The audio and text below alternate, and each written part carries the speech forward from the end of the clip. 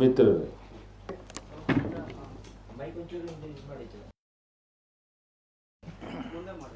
ಸರಿ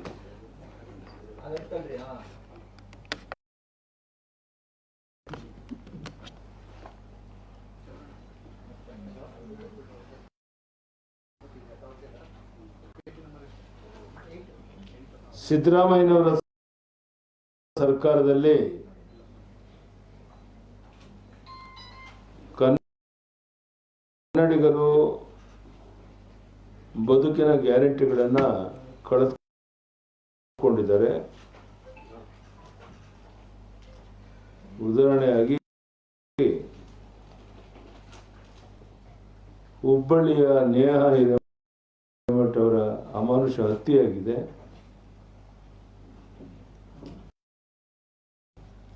ತನ್ನದೇ ಪಕ್ಷದ ಚುನಾಯಿತ ಪ್ರತಿನಿಧಿಯ ಮಗಳ ಹತ್ಯೆಗೆ ನ್ಯಾಯ ಒದಗಿಸುವುದನ್ನು ಬಿಟ್ಟು ಆರೋಪಿಗೆ ರಕ್ಷಣೆಯ ಬಗ್ಗೆ ಕರುಣಿಸಿದ ಸರ್ಕಾರಕ್ಕೆ ಏನು ಹೇಳಬೇಕು ಅಂತ ಗೊತ್ತಾಗ್ತಾ ಇಲ್ಲ.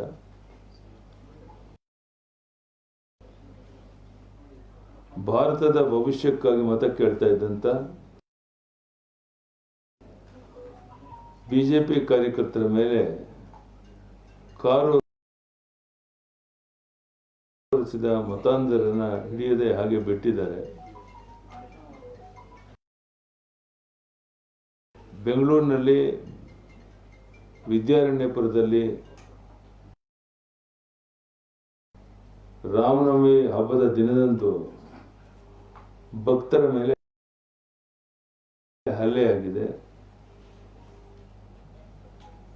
ಕಲಾವಿದರಾದ ಹರ್ಷಿಕ್ ಪೂಣಚ್ಚ ಹಾಗೂ ಅವರ ಪತಿಯ ಮೇಲೆ ಹಲ್ಲೆ ಮಾಡಿ ದರೋಡೆ ಮಾಡಿದ್ದಾರೆ. ಹಾವೇರಿ ಜಿಲ್ಲೆಯಲ್ಲಿ ನಡೆದಂತ ಸಾಮೂಹಿಕ ಅತ್ಯಾಚಾರ ಪ್ರಕರಣ, ಬೆಳಗಾವಿಯಲ್ಲಿ ಮಹಿಳೆಯರನ್ನ ವ್ಯವಸ್ಥೆಗೊಳಿಸಿ ಅಪಮಾನಿಸಿದ್ದ ಪ್ರಕರಣ,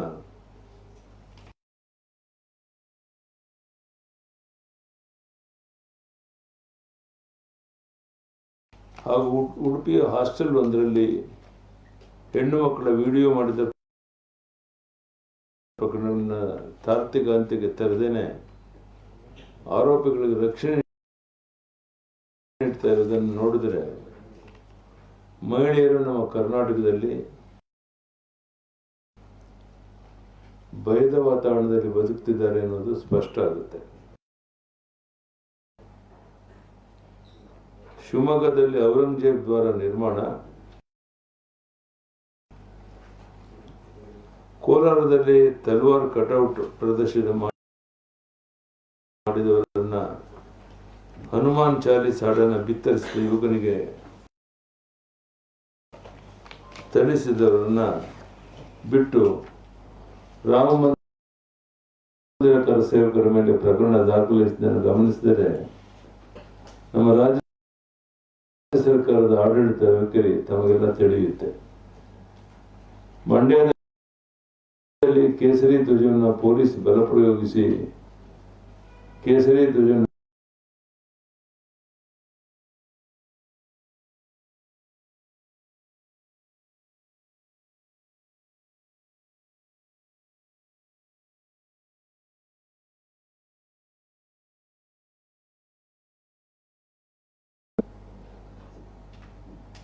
ಸಿದ್ದರಾಮಯ್ಯ ಸರ್ಕಾರ ದಿವಾಳಿಯಾಗಿದೆ.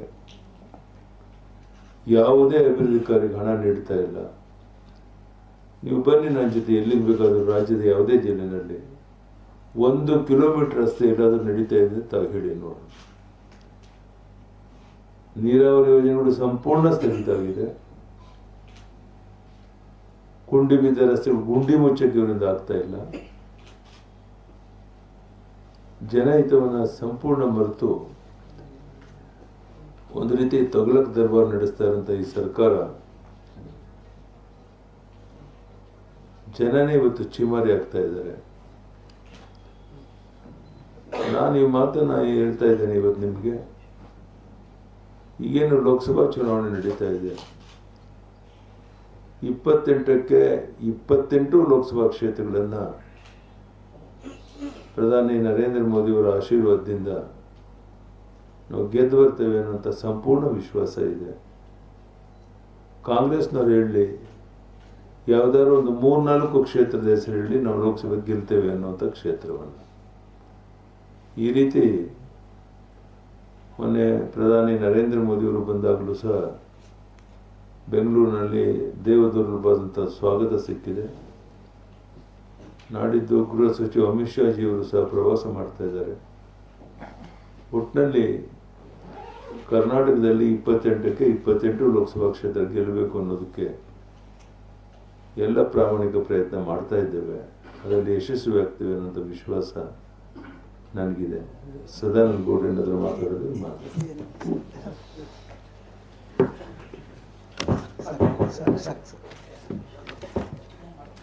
ಎಲ್ಲವನ್ನ ನಮ್ಮ ನಾಯಕರಾದಂಥ ಯಡಿಯೂರಪ್ಪರು ಪೂರ್ತಿಯಾಗಿ ಸವಿವರವಾಗಿ ಈಗಾಗಲೇ ತಮ್ಮ ಮುಂದೆ ಪ್ರಸ್ತಾಪ ಮಾಡಿದ್ದಾರೆ. ಒಂದು ವಿಶೇಷವಾದಂಥ ಕಾಲಘಟ್ಟದಲ್ಲಿ ನಾವಿದ್ದೇವೆ.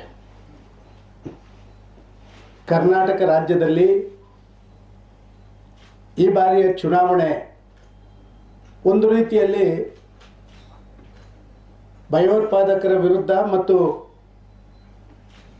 ಹಿಂದೂ ಧಾರ್ಮಿಕ ವಿಚಾರ ವಿಧಿವಿಧಾನಗಳನ್ನು ಅನುಷ್ಠಾನ ಮಾಡುವಂಥ ಪ್ರಾಮಾಣಿಕ ಮತ್ತು ಸಾಮಾನ್ಯ ಕಾರ್ಯಕರ್ತರ ವಿರುದ್ಧದ ಹೋರಾಟದಂಗೆ ಕಾಣ್ತಾ ಇದೆ.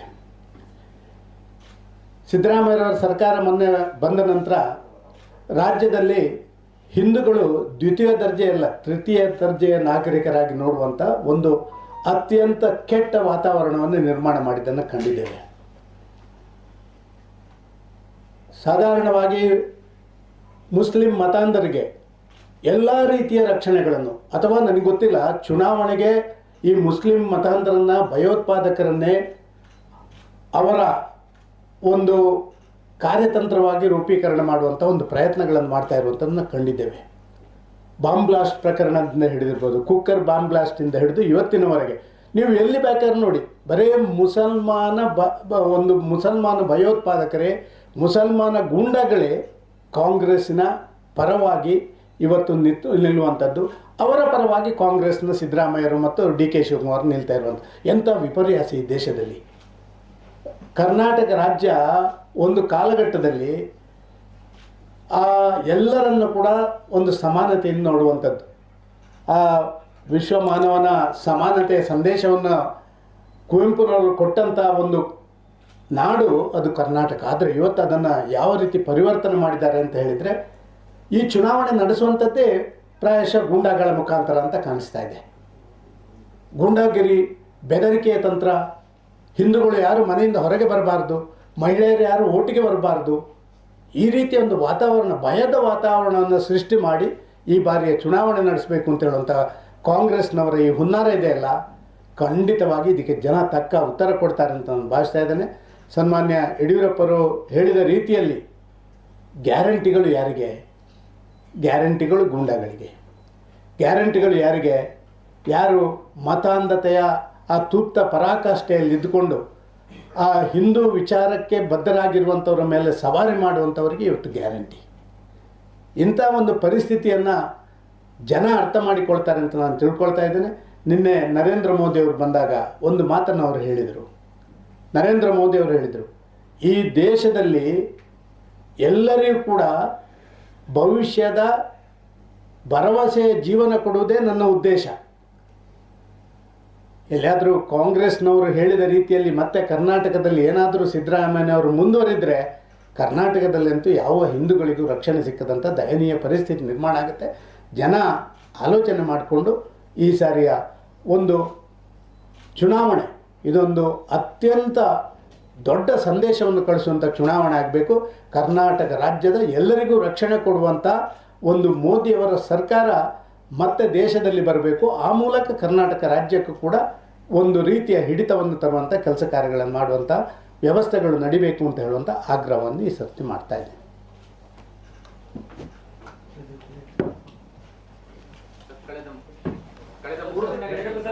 ಕಳೆದ 3 ದಿನಗಳಿಂದಲೂ ಕೂಡ ಕಾಂಗ್ರೆಸ್